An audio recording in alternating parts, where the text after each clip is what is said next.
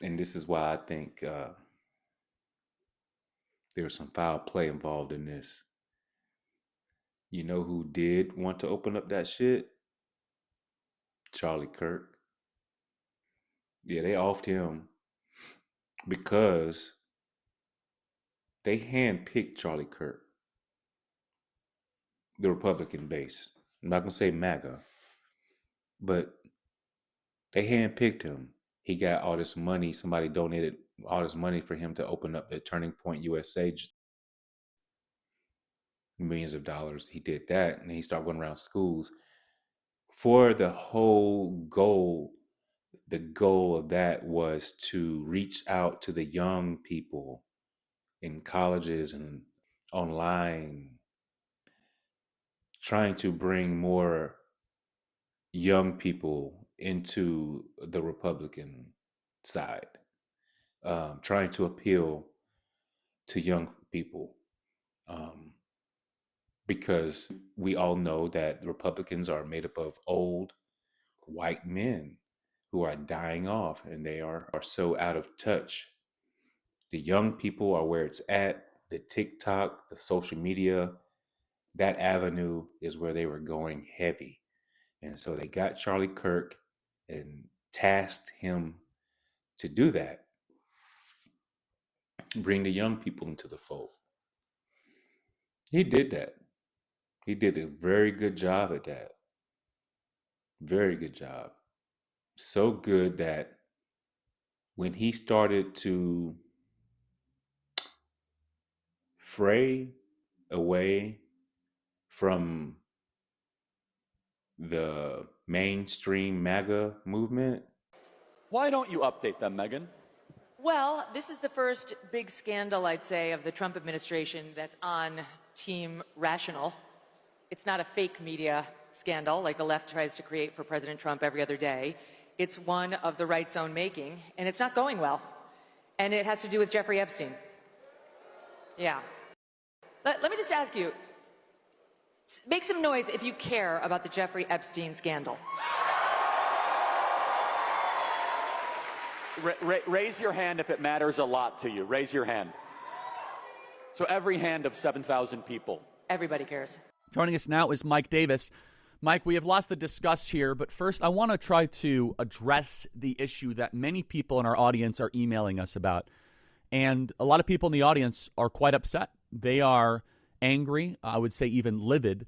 And this situation has left me personally profoundly confused more than anything else, because I know Cash very well. I know Dan Bongino quite well. I know Pam Bondi, and I think very highly of all of them. But I'm left with more questions than answers. I'm, of course, talking about the Epstein situation. Mike, how should we think about this? Because right now people are really fired up, and to a certain extent, understandably so. They had given him so much leeway and so much power within the youth that if he were to split off a little bit, then that might impact a lot of the youth that he had reached out to during this time. They might also hear what he's saying and feel the same way.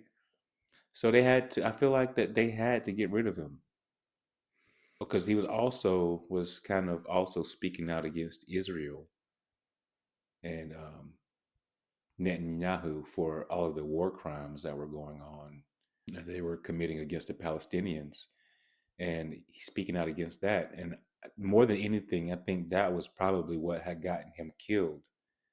The faster it will spread. Well, somebody has fabricated a monstrous big lie that Israel had something to do with Charlie Kirk's horrific murder. This is insane. It is false. It is outrageous. Charlie Kirk was a giant, a once-in-a-century talent who defended freedom, defended America, defended our common Judeo-Christian civilization. Charlie loved Israel. He loved the Jewish people. He told me so. Israel also benefit from young folks, becoming or coming into the, side of the Republicans and pro-Israel, MAGA, white Christian, that's what they were all about. Once he started kind of talking and doing things or saying things that was not in the main stream MAGA, it caused them to be, concerned, and that could be why he was killed. Because the whole assassination of Charlie Kirk is very, very weird in of itself. There's a lot of things about it that just doesn't seem right. Um, but yeah, so I feel like that's a possibility. Like they might have gotten rid of him. Now, another thing too is that before Charlie Kirk died, he had started grooming a kid, sort of like how that one guy groomed him and got him like started in that whole college crowd influence. It's this other kid. I think he's pretty young. He's like 19, maybe. I think he may be a freshman in college. Brilyn Hollyhand. Watch out for him. He's next.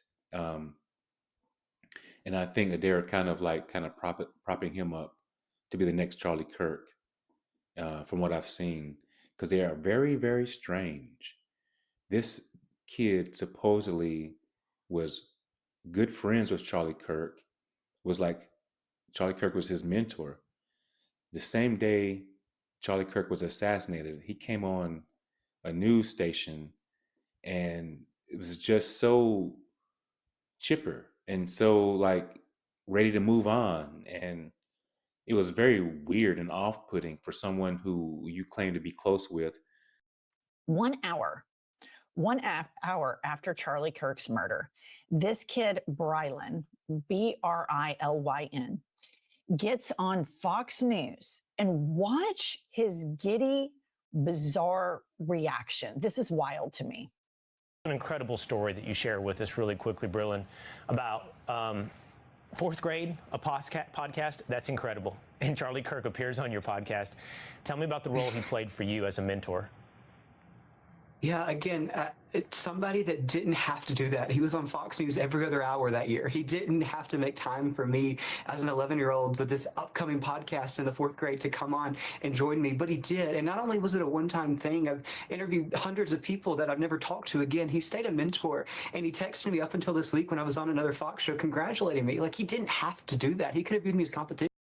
He could have said, oh, I'm not going to give this kid time, but he did. And what I think the larger theme here is the left loves to preach tolerance. They love to preach tolerance. And in situations like this, that's the last thing we're seeing. The media coverage on the other side of the aisle is not like this. I was just scrolling through channels. And obviously the person that took this life, this is heartbreaking, Will. And I really hope, if anything, that people get off the sidelines. This weekend, I'm going to a youth rally in South Carolina. And you better believe that I've already had my team shoot me text saying, Brown, you really need to caution this. You really need to think about not standing in the middle of a park and speak to the next generation. But I am more energized than ever to carry on this torch, to carry on this legacy, because that's what Charlie would have wanted. He would have wanted us to continue to fight the good fight, just like he did.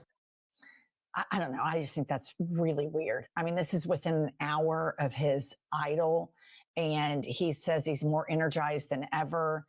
And so I think they're propping him up to be the next Charlie Kirk. He may be even more, radical. So he's somebody to watch out for, I think. His wife, she's so fake. Everything about this whole thing is weird and performative. And I feel like eventually something's going to come out. I feel like I wouldn't be surprised if something came out and they found out this whole thing was a sham.